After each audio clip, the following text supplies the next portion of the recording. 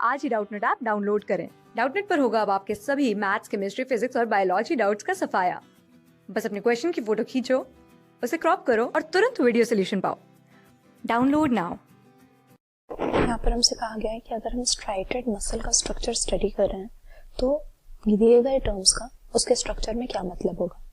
अब striated muscle से हमारा मतलब है हमारे बोन के साथ जो मसल्स एसोसिएटेड होती है, हमारी स्केलेटल मसल्स, यानी हमारी वॉलंटरी मसल्स जो कि हमारी मर्जी से हम कॉन्शियसली चला सकते हैं।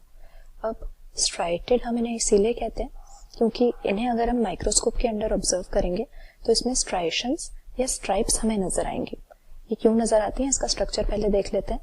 हमारी जो स्ट्राइटेड मसल का फाइबर है, मसल फाइबर यानी मसल का जो सेल है, उसमें हम देखेंगे कि मायोफिलामेंट्स या मायोफिब्रिल्स नाम के स्ट्रक्चर्स अरेंज्ड होंगे और इनमें दो तरह के प्रोटीन हमें मिलते हैं। एक होता है एक्टिन प्रोटीन और दूसरा होता है मायोसिन प्रोटीन। और इन्हीं दो प्रोटीन्स से मसल फाइबर में ऑल्टरनेट लाइट और डार्क बैंड्स बन जाते हैं, क्योंकि जो एक्टिन प्रोटीन है वो थोड़े लाइट कलर का होता है जबकि मायोसिन इससे डार्क होता है।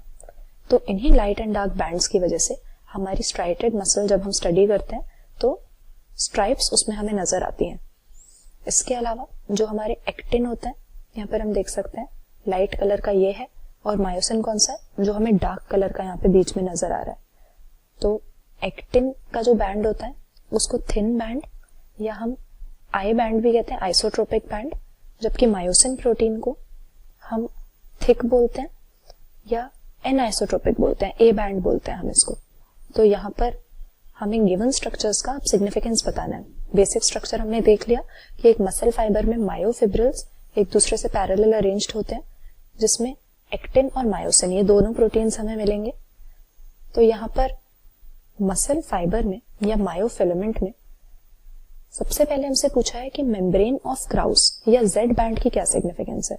तो ये हमारे एक्टिन बैंड के साथ, हमारे आई बैंड के साथ एसोसिएटेड है।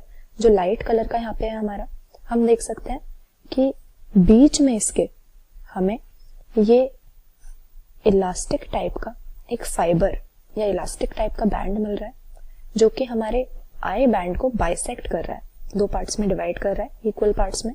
और ये हमारे दोनों तरफ से जो एक्टिन प्रोटीन के फिलामेंट है या बैंड है, ये इस जेड फाइबर से या जेड बैंड से काफी फर्मली अटैच्ड है।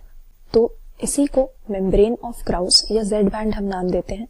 ये जो इलास्टिक फाइबर हमारे एक्टिन फिलामेंट्स को बाइसेक्ट कर रहा है जिससे ये फर्मली जुड़े हुए हैं, तो ये हमारा जेड बैंड हो गया।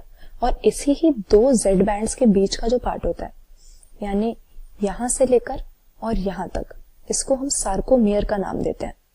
तो हमारे मसल फाइबर का ये जो कॉन्ट्रैक्टाइल यूनिट है हमारा सार्कोमियर, ये भी हमारे मेम्ब्रेन ऑफ क्राउस या जेड बैंड के बेसिस पे होता है। उन दो कॉन्जिक्यूटिव जेड बैंड के बीच का ये हिस्सा होता है।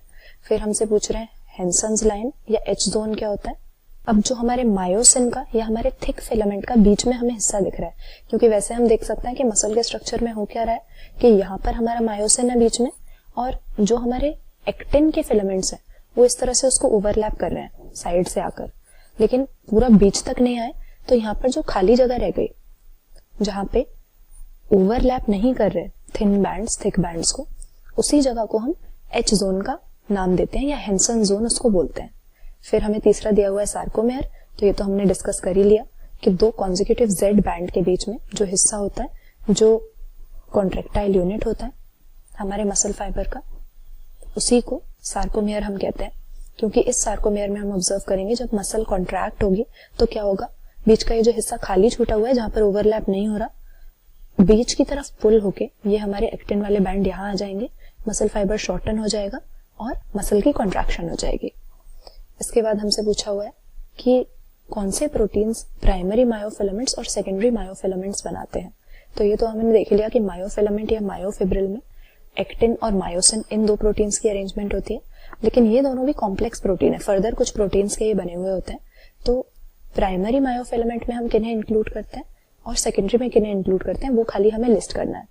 तो प्राइमरी में हम कौन से प्रोटीन्स के नाम डालते हैं।